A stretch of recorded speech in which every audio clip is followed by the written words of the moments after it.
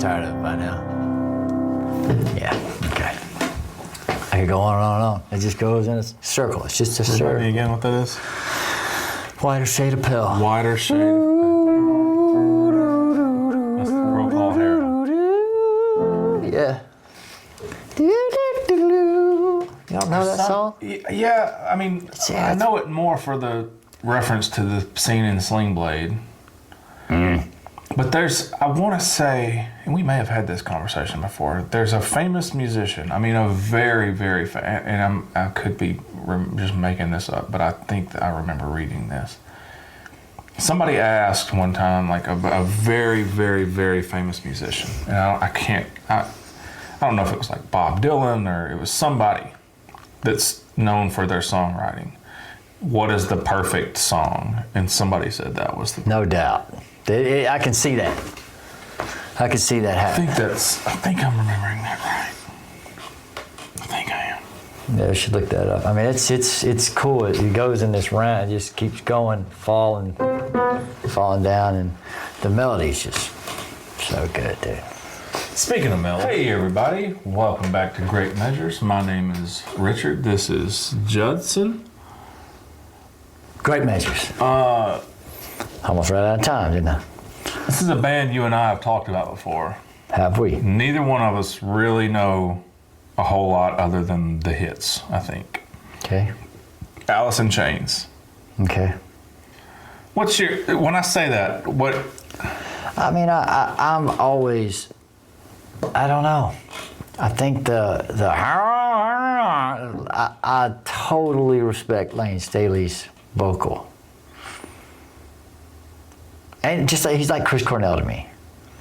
I can dig it, but sometimes it's just the tone of it or something that gets me. I'm right there with you. It's almost to almost be in too, a certain headspace. It's almost too unique sometimes for me. You know what I mean? Yes, agreed. And I don't know what that means. I don't know, because I can't sing. But I'm just saying, it's almost too. I don't know, man. I don't know. It almost overshadows the music sometimes to me. And I'm more of a musician. You know, I'm more of a player than I'm a singer. Mm-hmm. So I'm listening to that, and I've gotten more into Chris Cornell when it comes to some of the Soundgarden stuff that we listen to. Because again, like you said, I'm more of a hits kind of a person. Yeah. Mm-hmm. So probably the same thing with Alice in Chains. Don't crucify me. I'm right there with you. I don't want to be, crucified is a good word, because I've just never taken the time. I can hear Man in the Box come on, and I'm gonna sing along with it. But there's still something, maybe about the tone of his voice. I don't know. There's something there that doesn't appeal to me. Mm-hmm. However, so last night, actually, while I was sitting around and I was trying to find songs to do today, and I was trying to find songs of bands like we've talked about in our previous videos, bands that I had written off or just never took the time to listen to because of whatever the reaction is in my brain to these bands, mm-hmm. or their names or whatever I associate with them, mm-hmm. that I just never took the time to explore. And on our little Buy Me a Coffee page, I still don't know what that is. I'll explain it. It's no big deal. There was a notification came through, and I'll give the guy credit. I'll name, my phone's set up over there, but he requested this song, and the song's called "It Ain't Like That." It ain't like that. By Alice in Chains, and I was like, it's really interesting that you just sent this right now, because I'm trying to find bands that I've never really considered listening to, and Alice in Chains is one of those bands, and I dug the song. Okay. Now we're going to listen to the song. We're going to listen to the song now. Is this off their album? Well, you'll tell me later. This is off the debut album. Is that Jar of Flies? No, Facelift. Oh. See, I don't know. I guess back then. This is the same album with Man in the Box. I went the Pearl Jam route. Okay. And I think with all the Seattle stuff happening, you know, I don't guess that's why I was upset I slept on Soundgarden, because now I listen back to some of that stuff and stuff's so good. But I guess we'll see with Alice in Chains. Maybe it's not like that. Yeah, it ain't like that. Let's do it. One, maybe.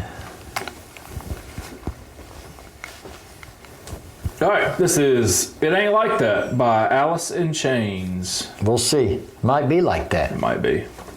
Proceed, Richard.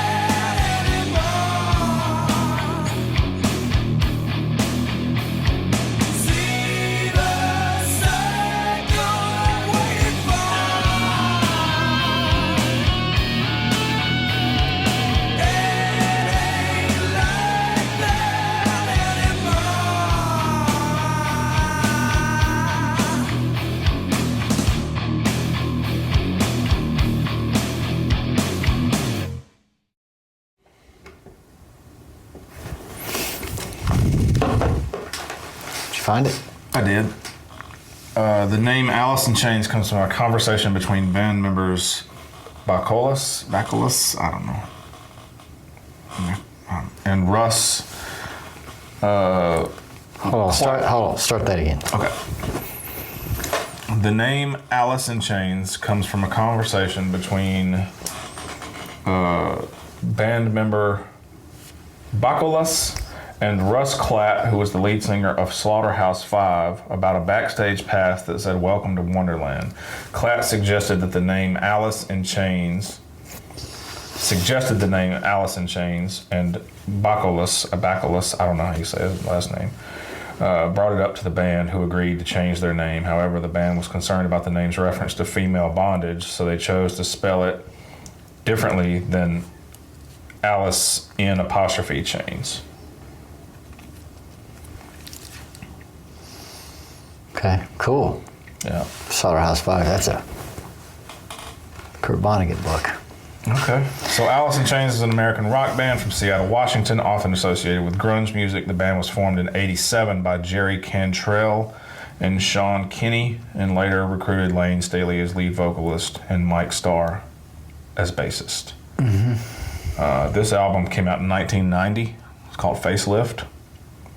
Guitarist Jerry Cantrell stated that the album was intended to have a, quote, moody aura that was a direct result of the brooding atmosphere and feel of Seattle. Regarding the music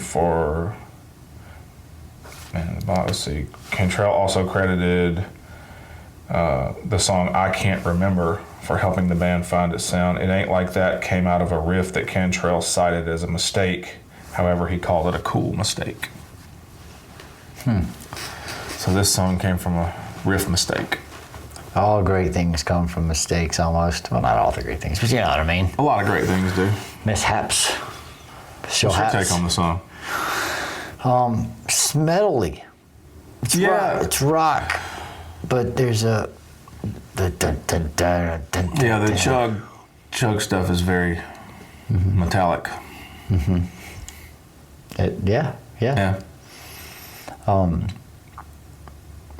But you know, it's what I think Alice in Chains, what I know Alice in Chains to be, at least, and you know, whenever he sings harmony on his vocal, it's cool. I mean, it's cool sounding, and the guitar solo is really loud. Yeah, it was in the mix. It was. Yeah, and there's always a wah pedal thing going on in grunge music, one way or the other.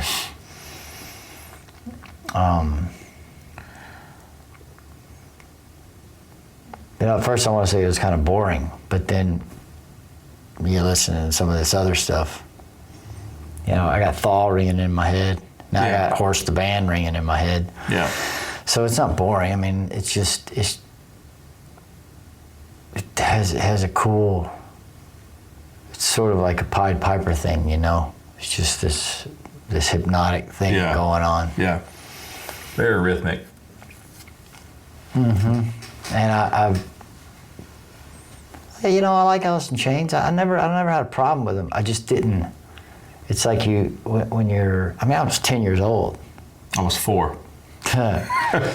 So I was looking for the music. Yeah. You know, and then with the Nirvana thing and the Pearl Jam. I mean, 10 came out in 91. So there was this Soundgarden too. There was this just explosion of it that happened. So you sort of pick your road to go down. And I was more the Nirvana Pearl Jam thing. Yeah. I mean, 10 years old, you're soaking it up, but I just didn't do a tour of all of it. You know, I just certain bands appealed to me more, and those are the ones I stayed with. Yeah. Yeah, that was. And Alice in Chains wasn't one of them. Yeah, but I was aware of them. I mean, right. That's how I am. I was aware. I had friends that I grew up with that, you know, because around the time I start exploring my own tastes of music, and a lot of that is influenced by the people you run with too. You know, at that age, especially, you know, when I was. We're talking, you know, 96 to 2000 for me were like the prime years of my friends influencing me and showing me things that they listen to and that their older siblings listen to. Because one of my friends that I was probably closest with at that age, he's since passed on, but he had an older brother and an older sister that were, I mean, at that time they seemed like they were ancient, you know, but they were probably 25. I don't know. They were much older than him, but they weren't middle-aged. But they had massive CD collections, and when I would go stay at his house on the weekends or something, his sister lived next door to his parents where he lived, and we would go over there and just go through their CD collection. They had this huge stereo system, and he was a big Alice in Chains fan, and I, you know, that was one of the things that didn't influence me was his liking of. I don't think I had much of that. I didn't have many. When I was growing up, my dad showed me a bunch of stuff from the '70s, and then I went backwards into the '60s, and I liked the '60s music a lot, and then a little further back into Otis Redding and stuff like that. So, and that's what I did on my own at first, and then when music started coming out for my, you know, that's targeted at me. I guess the only thing that I did, my best friend Lucas, his brother Chris had the Use Your Illusion albums by Guns N' Roses. So I was the only older sibling, because I'm the oldest. So Luke has an older brother, and so that's when we broke into his room, and there were the two Illusions sitting there. So I think that's the only thing that I was influenced by from the sort of the standpoint that I mean, if I would have had that kind of thing, then I would have gone after it, but Chris kicked our ass and made us get out of his room pretty quick. So Guns N' Roses was probably the first introduction to that kind of thing, because everything before then I was playing classical music, and then I was listening to whatever the Eagles and that kind of stuff, radio stuff too, '80s stuff. Yeah. But then it was just Jimi Hendrix and the Dead and Janis Joplin and. But yeah, I think I have the same thing you have, where I sort of turn my nose up to anything that anybody else was telling me was great, because I also didn't want to hear anything that you said, well, this is like Pearl Jam, this is just like Soundgarden, you know, it's out of Seattle. And I thought, well, okay, you know, Pearl Jam did not sound like Nirvana to me, and I was really into both of them. Yeah. So I thought, well, if you have, because Pearl Jam and Alice in Chains, and I don't know if Soundgarden was part of it either, they had a band called Season of Madness or Mad Season or something like that. I'm screwing that up, somebody say. And they only played maybe one show. I don't know if they recorded anything in a studio, but Lane was the singer. Mike McCready, I think, played in the band. I don't know if Mike McCready's from Pearl Jam, lead guitar for Pearl Jam. I don't know if Jeff Ament, however you say his name, he's a bass player in Pearl Jam. I don't know how the band members mixed, because they did a lot of Temple of the Dog was a Soundgarden Pearl Jam thing. So it seemed to me that they were all sort of in this club, and I just, like I said, after the album Versus came out by Pearl Jam, which is slamming, and then Vitalogy, which is great, and then my favorite album comes after that. I'm not making this Pearl Jam video, I'm just saying that's the road I went down, because those albums came out in success. I mean, it was, I think, if 10 came out in 91, which I thought it came out in 90.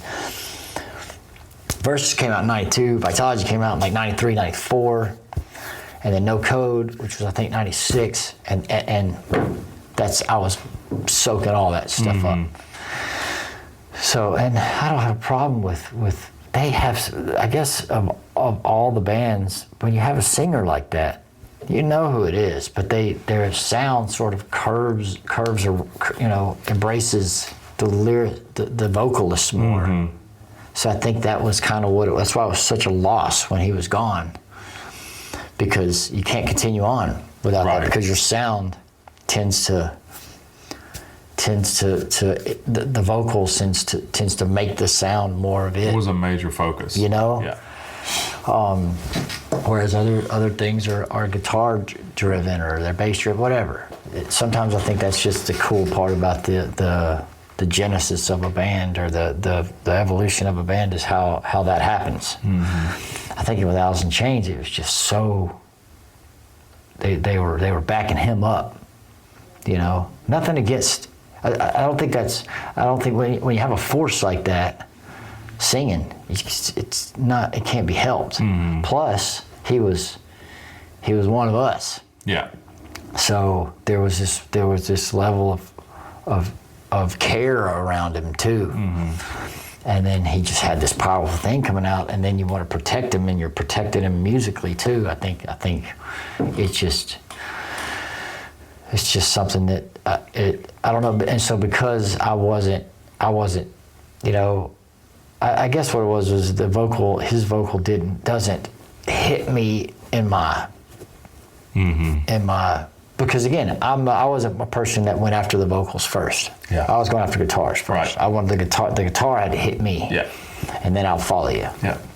And I think it's just because it wasn't my tuning fork or my frequency wasn't as open to the vocals as it was to the other things. Yeah. So because it was so vocal driven, I just didn't. Right. Nothing against the music. I like this song. But it's just saying it seems like 101 Alice in Chains to me. Yeah, it's kind of how I feel too. I want to. It rocks. I want to learn and listen to more of Alice in Chains, and I'm going to make a concerted effort to do that. They don't have a lot of music, right? A couple albums? I really don't know. I mean, I genuinely do not know. You know, they did the whole unplugged thing. And theirs is one of the greatest of all time, for sure. And I thought that was really cool. I mean, you know, but that's another thing that happened during those bands. Pearl Jam did theirs, and Eddie Vedder gets up and writes Pro-Choice on his arm, and Nirvana, of course, made an album out of theirs. And there were some really cool ones that went on. But, you know, Alice in Chains was all up in it. But then with him dying, he was bad off, bro. He was begging for help. Yeah. It's a sad story there. But, you know, I don't think they have a whole lot of material. I'm gonna do some more digging. People love them. Yeah, they do. And they define the era. You can't put it, a soundbite of them comes 1, 2, or 3 in if you're talking about era of that music. Seattle scene from that time, and they are at the top. Yeah, you can't not. And I totally am aware of that and know it. I've not broken into like right now. I can't remember how Man in the Box goes. I know how Rooster goes. Right. Rooster is the one that comes to my mind the most. Okay. Because the guitars in that song are so cool. How they do all that. But and I've heard some other haunting versions of that song. Rooster's been covered by some people. That's real cool. But you know, whatever, dog. It's cool, man. It's cool. I'm excited to do more Alice in Chains. And it's Alice in Chains? Alice in. It's in Alice I-N? They didn't want to do Alice apostrophe in apostrophe because it had something to do with sexual bondage or something. Well, Alice in Chains means Alice is bound by the chains. Well, hold on, let's talk about reading what the internet I know, said. so then if Allison is in chains, she's in chains. She's bonded. She's bonded. But if it's Alice in chains, it'd be like Alice and chains. I don't know. Maybe the internet's wrong. Yeah, I agree with you. I don't know. Somebody please let us know. That'd be Alice and chains, and that would, that doesn't make sense at all, Richard. The internet is I don't know. I just read the first thing that popped up when I searched the band name meaning. Well, we should ask some of the surviving members, which I don't think all of them are around either. I think Mike. Jerry's still around. Yeah, I think Mike died though. I think he had an alcohol problem. He was on celebrity rehab. Okay. with Dr. Drew. What's up with that guy? Thanks for watching, everybody. We are Great Measures. My name is Richard. Thanks for showing me This this is song. Judson. And thanks whoever it was. You don't remember who it was, the name? No, my bad. That's okay. I'm sure he or she knows who he or she is. Yeah. Thanks for the recommendation. Yep, thanks. welcome. Thanks for showing the song to us. That was It Ain't Like That by Nope. Alice in Chains. That ain't. Have a wonderful day, everybody.